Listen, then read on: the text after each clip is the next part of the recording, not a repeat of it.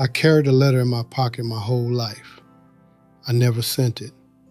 She passed away last year. Now I write it every night, but there's no one left to read it. I sit at my old desk, pick up a pen, put a piece of paper in front of me, and every time I start the same way. Dear Emily, and then silence, because words are gone, only regret, only the question that's been gnawing at me for 60 years. Why didn't I send that letter? I was 22. It was summer, or at least I think it was. Might have been early fall. The heat was brutal, I remember that. I was working on a construction site, building a dormitory for the college. I hated every minute of it. And then she walked in, Emily. She came with a friend. They were carrying glass bottles of lemonade and they were laughing. She wore a white dress, or maybe it was light blue. I can't recall exactly. But her hair was long and dark, and when she looked at me, I forgot how to breathe. She said, "You must be terribly tired. Would you like some lemonade?" I didn't say a word. I just stood there like an idiot, staring at her, unable to speak. I wasn't shy. I was in love. There's a difference. We spent that summer together. I think it was summer. Might have been late August. Every evening I'd walk down to the waterfront, where she sat on a bench reading poetry. She loved Robert Frost, I remember that. She'd read lines out loud, and I'd listen. Even though I didn't always understand them, I just liked hearing her voice. One day, she read me this. "I shall be telling this with a sigh, somewhere ages and ages hence. Two roads diverged in a wood, and I took the one less travelled by. And that has made all the difference." She looked at me and asked, "Do you believe that people meet for a reason?" I wanted to say, "Yes, I met you. And now my life is divided into before and after." But I said, "Maybe." I was afraid. Afraid she'd laugh at me. Afraid I wasn't good enough for her. Afraid she'd think I was too poor, too simple, too ordinary. I was a fool. In the fall, she left. Her family moved to another state, Ohio, I think, or maybe Illinois. She was going to college there. On our last evening, we stood on the waterfront. It was drizzling, or maybe it was just fog.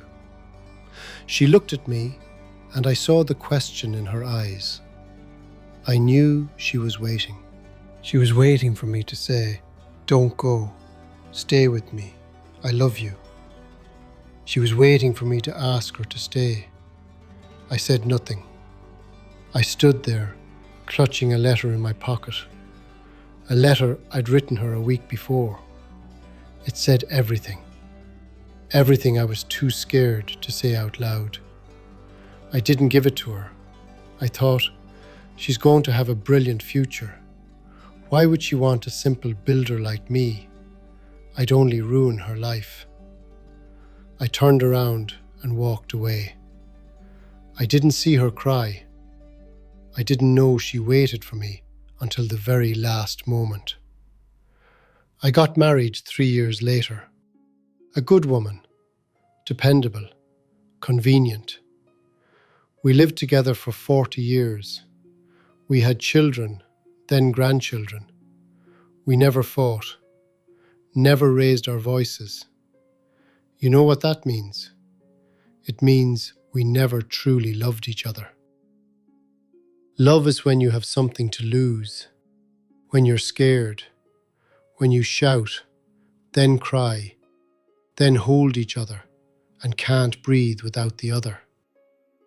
With my wife, we had peace, quiet, comfortable, easy.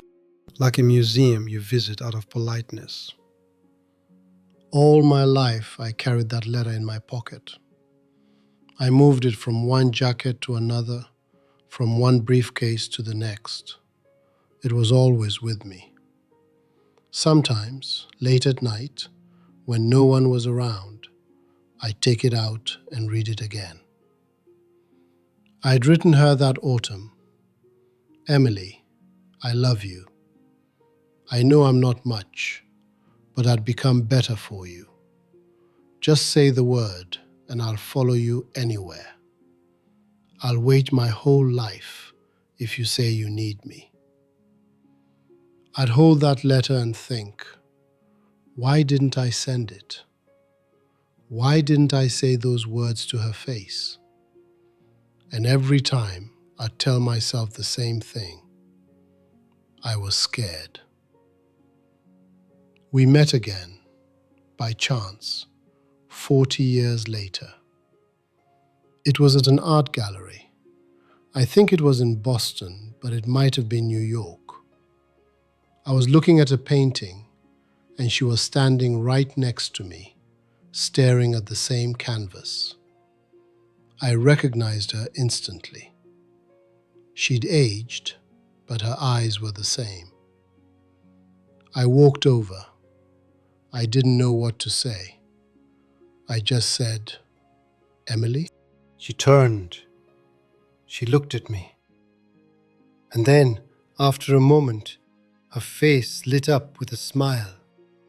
"You?" We stood there facing each other, 40 years of silence between us. I wanted to tell her everything I'd carried inside all those years. But she spoke first. "You know, I've often thought about that summer. You were so sweet, but so shy. I kept waiting for you to say something important, but you never did. I wanted to say, I wrote you a letter. I carried it my whole life, but I didn't get the chance." A man came up from behind. He took her hand and kissed her cheek. She smiled at him, a smile she'd never given me. "This is my husband," she said. "We've been together 35 years, 3 children, 4 grandchildren." He was an ordinary man, not rich, not famous. He was just there. He looked at her the way I never had, with love, with warmth, with that tenderness that comes from people who weren't afraid to love. They stood there, holding hands, and I realized something. She was happy. She hadn't chosen me, and that was the right choice. Because I never gave her a choice. I chose to walk away. I didn't ask her if she'd been happy all those years. I knew the answer. But I did ask, "Emily, do you ever regret that summer?" She looked at me and said, "The only thing I regret is that you never said anything. I waited for you until the very last day. And then I realized you were afraid. So I stopped waiting." She said it without anger, without bitterness, just a fact. You were afraid, so I stopped waiting. I didn't know what to say. I didn't tell her about the letter. I didn't tell her I'd carried it for 40 years. I didn't want her pity.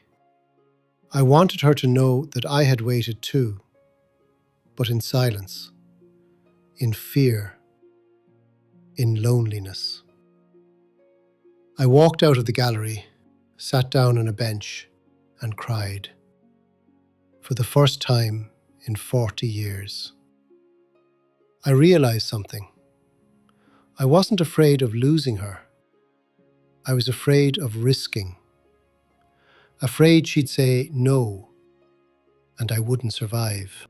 Afraid my love would be unwanted, unimportant, meaningless. I was afraid of being rejected, But I had already rejected myself, long before she ever could. Love isn't a risk. Love is the only thing that remains when everything else falls away. Money leaves, power leaves, status leaves, health leaves. Love stays, if you're not afraid to let it. She passed away last year. I read it in the paper, a short obituary. Emily died at the age of 82. I didn't go to the funeral. I was afraid I'd run into her husband, that he'd ask, "Who are you?" And I'd have to say, "No one, just a man who never sent a letter." Instead, I went to the waterfront, the same waterfront where we'd stood 60 years ago. I took the letter out of my pocket, worn, yellowed, folded into fours. I read it one last time. Then I folded it into a paper boat, and I set it on the water. It floated away, slowly, haltingly, like I had. I watched it disappear around the bend, and I thought, I carried you in my pocket all my life. Now you're finally free, and so am I. If you're watching this, don't be afraid. Don't be afraid to speak of love. Don't be afraid to say, I love you. Don't be afraid that you'll be misunderstood, rejected, laughed at. It's better to be rejected than to carry love in your pocket your whole life. I know. I carried mine for 60 years. And now I write letters every night. But there's no one left to read them.